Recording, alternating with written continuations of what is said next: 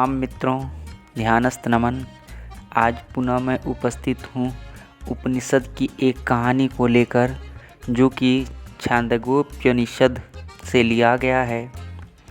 तो कहानी कुछ इस प्रकार है कि प्राचीन समय की बात थी। एक बार शरीर के सभी इंद्रियों में, इंद्रिय का अर्थ होता है नाक, कान, जिनसे हम संवेदनाओं को महसूस करते हैं।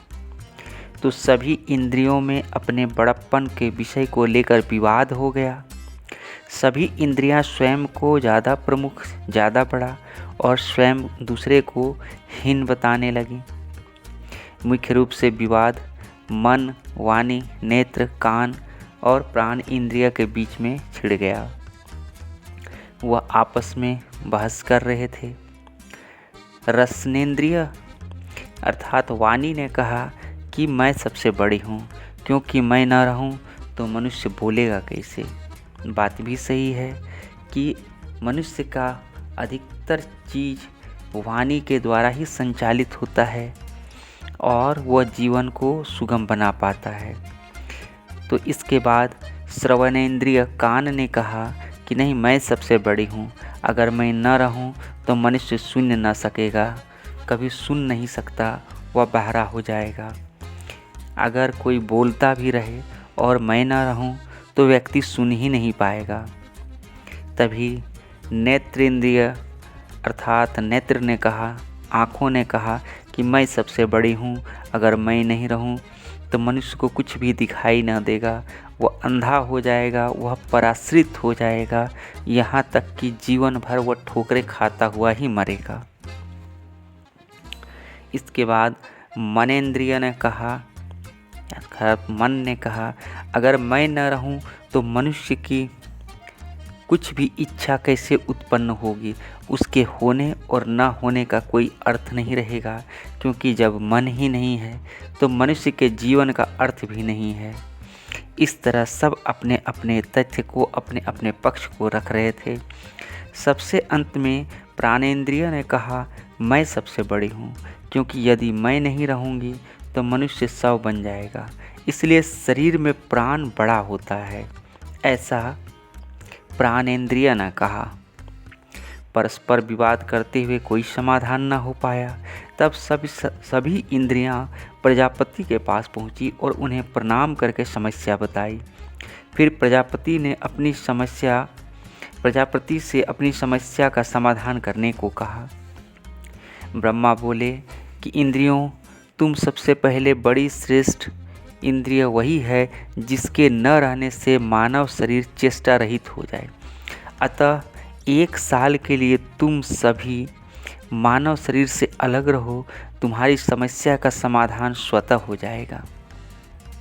सबने स्वीकार कर लिया। ब्रह्मा जी की आज्ञा का पालन करते हुए सबसे पहले रसनेन्द्रिय ने शरीर से वो बाहर चली गई। उस हालत में शरीर की गतिविधियां बराबर चलती रही और अंतर केवल इतना हुआ कि मनुष्य गूंगा हो गया, यानी कि बोलने की क्षमता चली गई। रसनेन्द्रिय का अर्थ है बोलने का वाला इंद्रिय। तो मनुष्य अब गूंगा हो गया, क्योंकि वाणी की जो इंद्रिय थी वह चली गई थी। लेकिन मनुष्य फिर भी जीवित रहा। 1 साल बाद जब वो वापस लौटी तो शरीर में को यथावत पाया, तो वो मायूस हो गई और पुनः शरीर में प्रविष्ट हो गई। इसी प्रकार मन इंद्रिय 1 साल के लिए शरीर से अलग हो गई। उस हालत में मनुष्य सोचने समझने की क्षमता नहीं रही, लेकिन वह बालक की भांति क्रियाकलाप करता रहा। 1 साल बाद मन इंद्रिय लौटा तो देखा मनुष्य का शरीर वैसा का वैसा ही है। तब उसका घमंड चूर चूर हो गया, वह भी पुनः शरीर में प्रविष्ट कर गया। अब नेत्र इंद्रिय शरीर को छोड़कर चली गई। फलस्वरूप मनुष्य अंधा हो गया, लेकिन शरीर पर कोई विशेष प्रभाव नहीं पड़ा। 1 साल बाद जब नेत्रेंद्रिय लौटी तो देखा कि मनुष्य अपने सारे कार्य पहले की भांति कर रहा है। तब उसे अपनी स्थिति का एहसास हुआ और वह अपने पुनः इस शरीर पर, मनुष्य के शरीर पर प्रविष्ट हो गई। अब बारी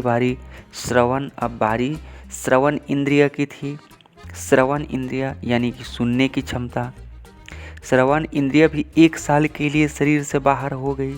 श्रवण इंद्रिय के भी पृथक होने पर शरीर में कोई अंतर नहीं आया। मनुष्य उस अवस्था में केवल बहरा हो गया। उसके सुनने की क्षमता समाप्त हो गई। शेष गतिविधियां चलती रही। 1 साल बाद जब श्रवण इंद्रिय लौटी तो मनुष्य को कार्य करते हुए देखा तो हैरान रह गई। उसे भी शरीर में अपनी स्थिति का आभास हो गया।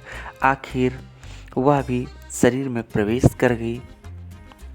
इस तरह रसनेंद्रिय के मनुष्य में लौटने पर मनुष्य में बोलने की क्षमता आ गई। मन इंद्रिय के लौटने से समझने सोचने की क्षमता आ गई। नेत्र इंद्रिय के लौटने से देखने की क्षमता आ गई और श्रवण इंद्रिय के लौटने से सुनने की क्षमता आ गई। अंत में प्राण इंद्रिय जब शरीर से बाहर निकलने लगी तो सभी इंद्रियां शक्तिहीन और व्याकुल हो गई, क्योंकि अब प्राण नहीं रहने से कोई भी इंद्रिय वास्तव में अपना कार्य नहीं कर पा रही थी। फिर सबने मिलकर प्राणेंद्रिय को कहा कि प्राणेंद्रिय तुम शरीर से मत निकलो, हम सब में तुम ही सबसे बड़ी, सबसे श्रेष्ठ और सबसे महत्वपूर्ण है। और प्राणेंद्रिय हमारी अंतिम वो अस्तित्व है, हमारा चेतनागत रूप है, हमारा वास्तविक रूप है, जिसके बिना हम जीवित नहीं रह सकते हैं। तो मित्रों, इस कहानी से हमें उस अंतिम सत्ता की ओर एक इंडिकेशन मिलता है, एक दिशा मिलती है कि हमारी वास्तविक सत्ता क्या है। तो मित्रों, आज की कहानी में इतना ही। पुनः मैं अगले कहानी में आपसे मिलूँगा। तब तक के लिए प्रणाम, ध्यानस्थ नमन, धन्यवाद।